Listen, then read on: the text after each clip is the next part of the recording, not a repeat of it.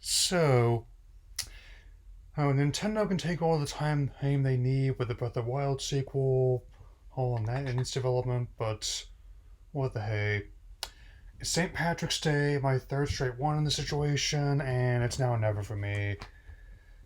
And as you can tell by that sort of preamble, I am something of a Legend of Zelda fan.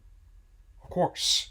Of course. And with Nintendo wanting to get directly involved in more adaptations of their work in the near future, I thought it would be a interesting to look at some of the previous work and to see what could be improved.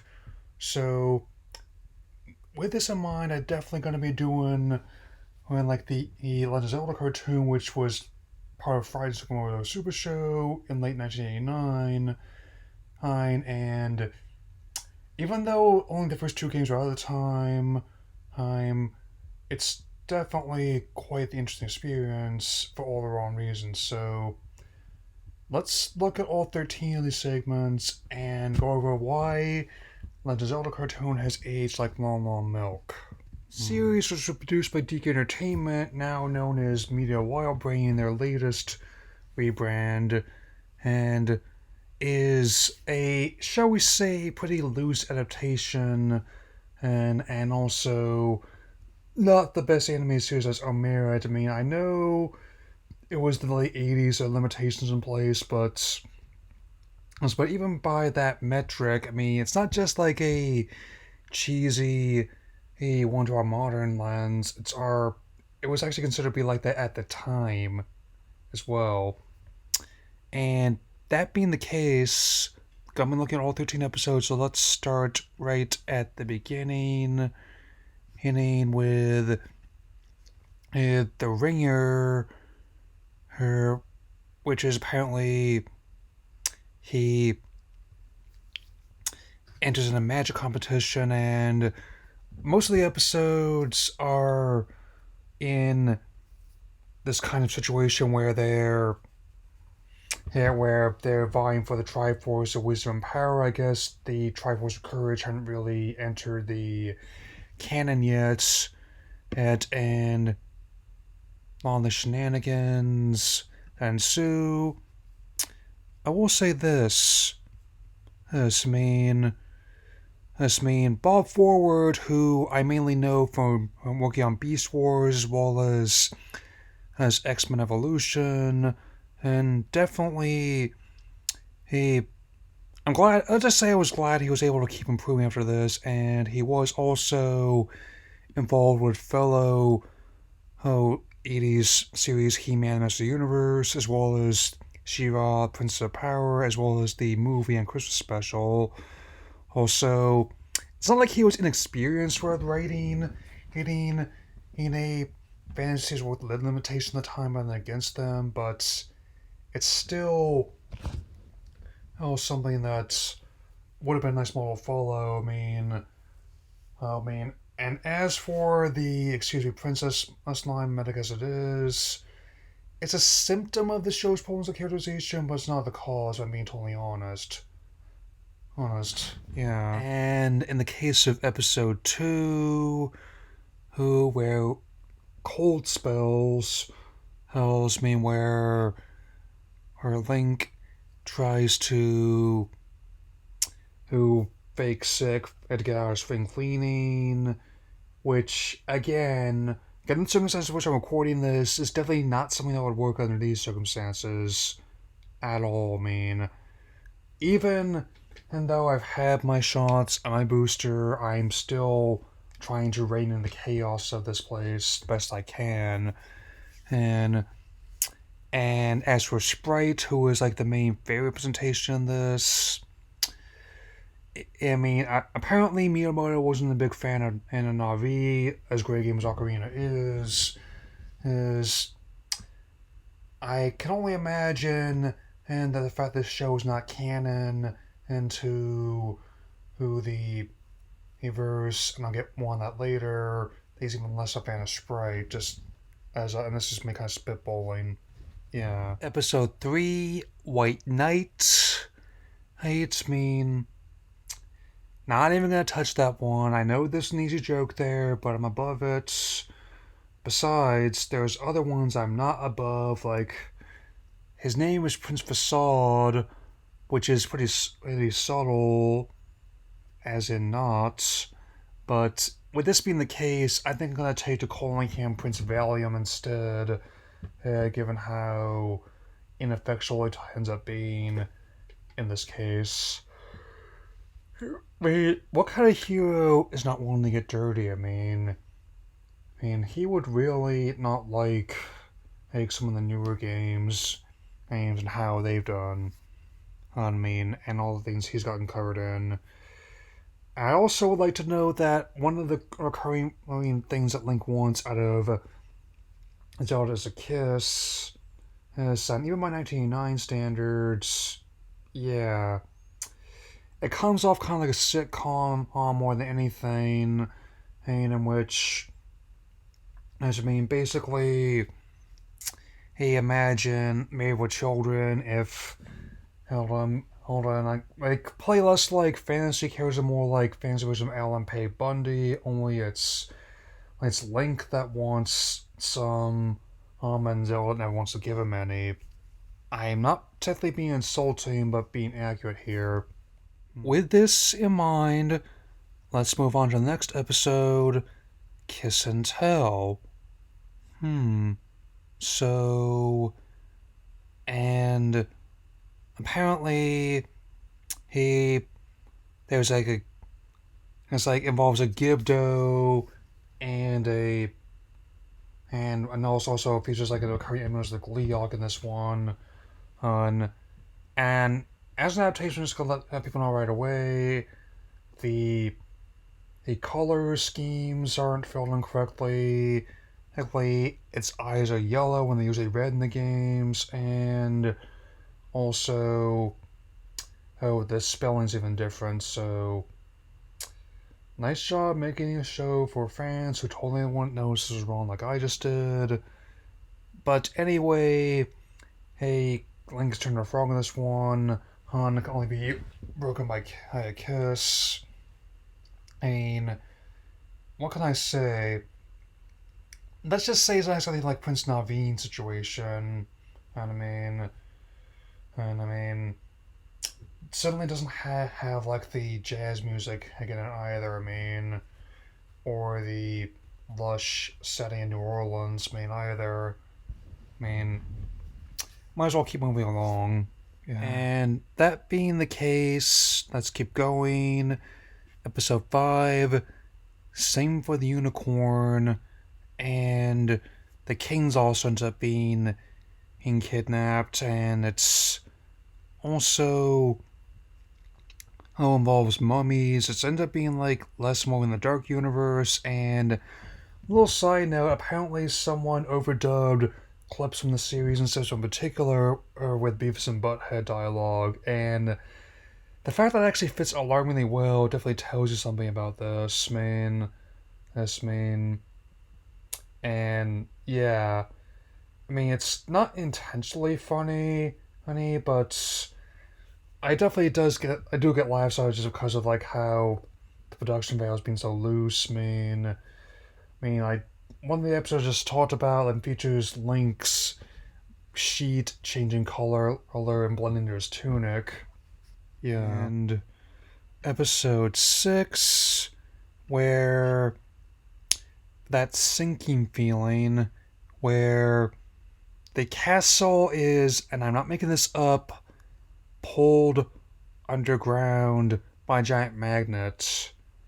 I'm pretty sure that's not how magnetism works, but what am I saying? It's just a silly, like, animated adaptation, and that being the case, yes, I would expect all this to just be so silly in all cases, And as you can tell, shenanigans definitely ensue. But I wouldn't expect Dennis O'Flaherty to be so concerned about that. or John Grussett, apologies for pronunciation, and and also Bob Ford also worked with his sister Eve in some of these episodes. Those They also worked on the 1991 run on G.I. Joe and both versions of Biker Mice from Mars. So once again, and they do at least understand an animation, and to a degree. It's just maybe they didn't understand Zelda the best. Is all I'm saying. Is all.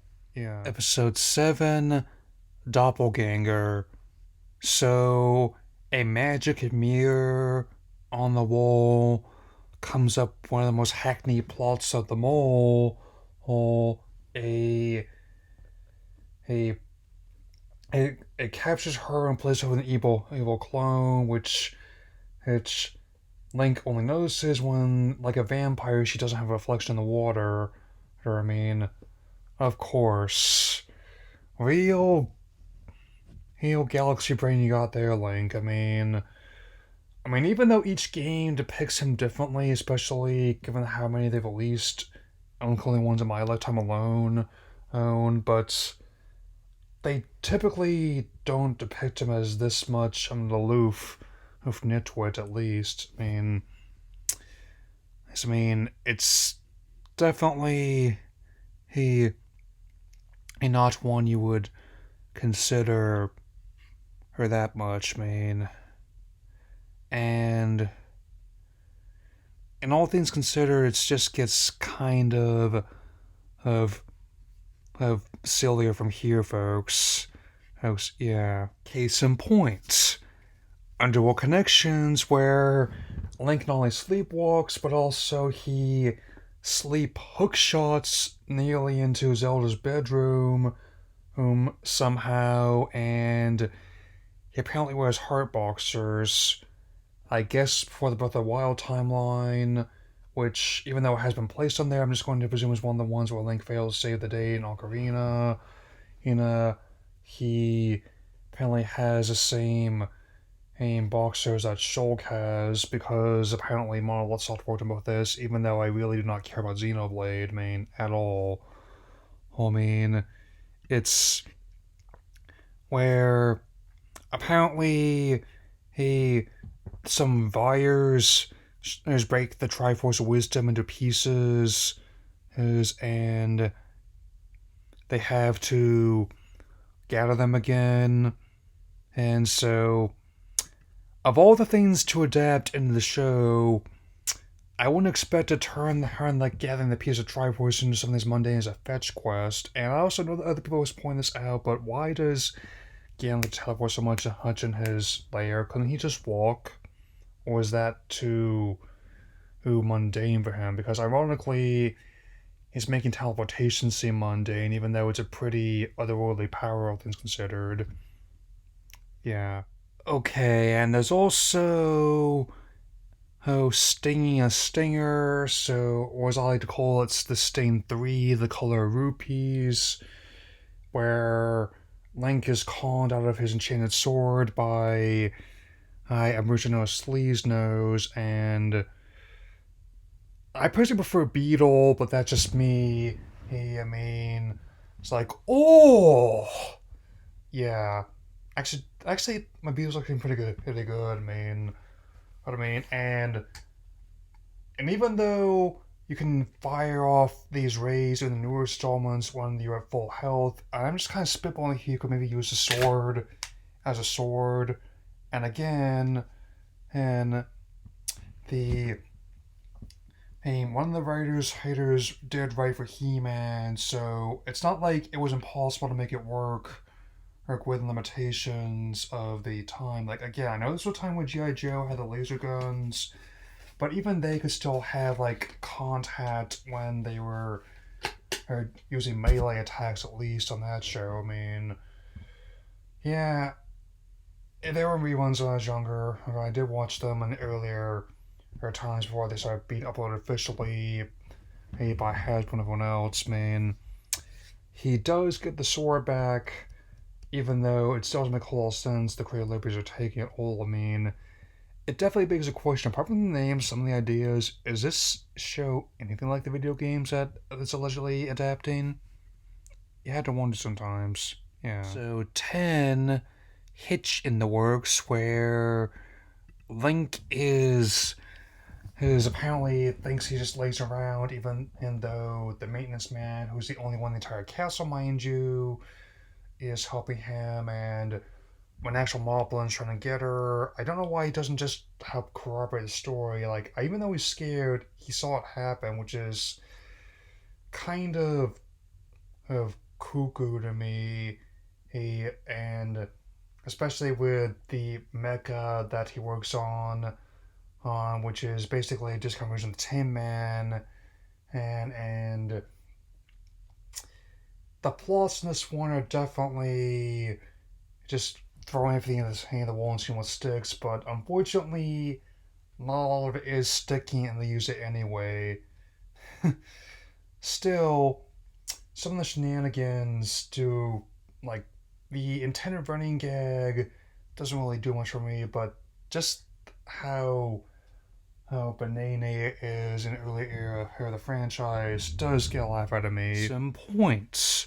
Episode 11, Fairies in the Spring, where apparently the King of Hyrule, rather than prep his castle for all the attacks he would surely face against Ganon and his forces, has elected to build a water park to help keep his subjects cool in the summer heat, and even though it's ended up draining the fairies when you do it, and the pupil dilation keeps changing in between shots. I mean, I know it was the 80s, and it's easy to assume things like that, but just say it gives a whole new meaning to another version of him in the CDI games wondering what's for dinner. Yeah, I would stick with Theme Park Tycoon or Roller Coaster Tycoon if you wanted to do that stuff. I don't know if they made a Water Park Tycoon, but it's possible. I mean, it's just.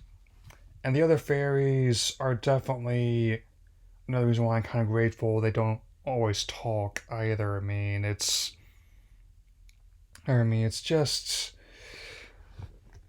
I think I prefer Toddle's Chime, to be honest. I mean, even though I'm not a fan of the and Phantom Hourglass, I had to just say, if you say one more time, I'm going to feed you the dongo. All I'm going to say is that.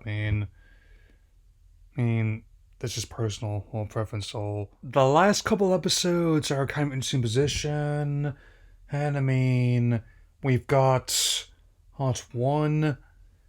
I think Wikipedia is going by the airing order of the series, whereas like the official YouTube channel on WildBrain, their playlist has the episodes in production order. But what the heck? Episodes 12 and 13, and no matter what you think of them, are entitled respectively The Missing Link, in which it's Link's body stripped of evil, driving that her spirit is kind of missing by Zelda, and the Moblins are revolting, in which it's Ganon bubbles himself and his minions try and take over, basically trying to pull a Starscream. It doesn't go as planned. I have my Starscream on my shelf up there, but it doesn't go well, and the season and the series ends cleaning the castle with their tongues. I think I'll just cut it off here before I get into my closing thoughts on this show and other future Nintendo adaptations. So, this is obviously not a very good show, neither on its own merit nor an adaptation of Zelda. But with that in mind, it does fall in so bad it's good territory, in my book. Where it's obviously pretty bad, but I was entertained by the shoddiness and just looking at an early era of Nintendo adaptation of how cheesy it is. Was long before or we're gonna be seeing now. Like Pokemon's obviously one successful example of that, given how one of the hats wearing, but it helps that it was also designed as with other incarnations, to be a different incarnation of the video games or still using elements from them. Um, and with the success of the Detective Pikachu movie, as well as the Sonic movie from Sega, I mean, as well as the upcoming Mario movie and its spin-offs, it's easy to suggest that Nintendo's willing to get directly involved with the process again, and I could see, hey, giving the series another go, using say, hey, the Tomb Link from Wind Waker as a base, or more recent takes like the Breath of the Wild storyline, and how it's definitely a possibility. I mean, about what could be done. And even though the show ended without a finale and had to have its storyline finished in Zelda and Captain N, well, I'll get to that another time.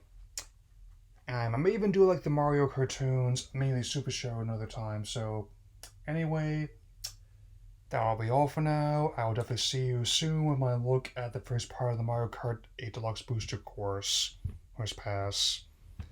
That'll be all for now. Take care, everyone.